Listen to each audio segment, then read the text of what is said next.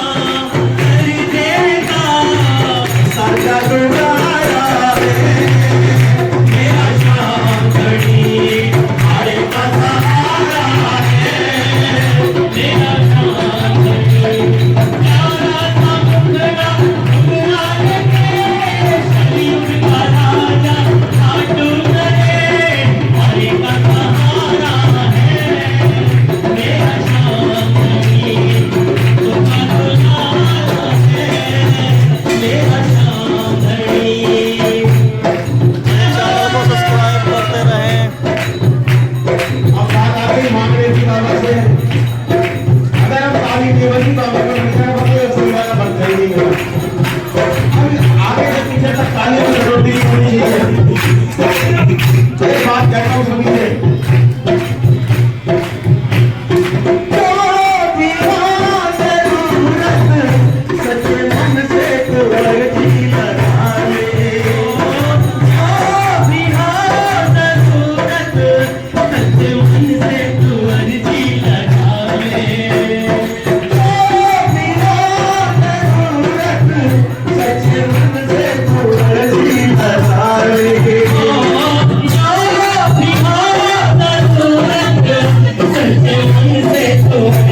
लगा ले।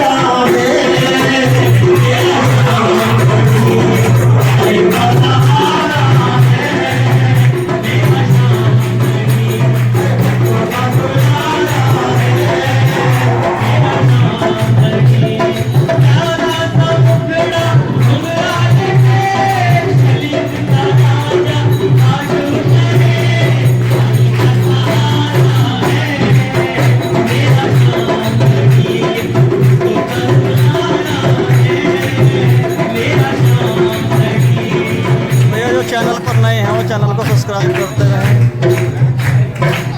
भाई अपनी बात करो तो मैं आपको जो कुछ इशू कर दिया।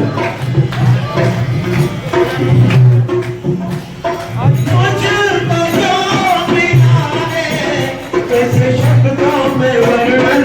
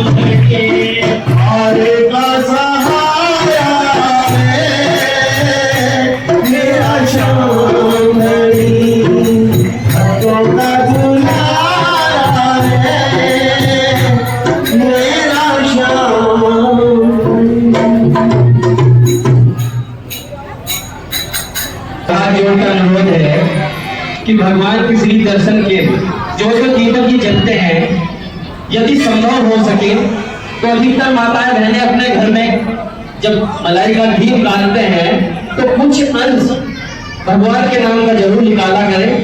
आपका 30 दिन आना होता है या नहीं वो तो इसकी दातारी है, मगर आपसे एक विनती यह है कि आपके द्वारा किया गया घी भगवान को जब दीप भगवान के सामने जलाया जाता है तो उसमें आपकी अरदास, आपकी अर्जी और आपकी भावनाएं सब भगवान के सामने होती है।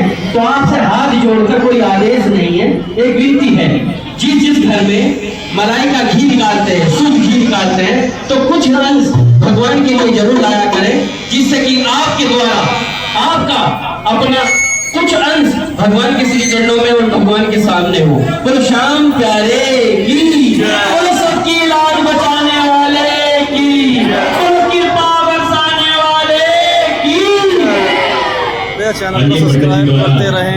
की महारानी का पावन कथा सुने, क्योंकि पंडित महाराज श्रवण करने जा रहे हैं पावन एकादशी महारानी का कथा।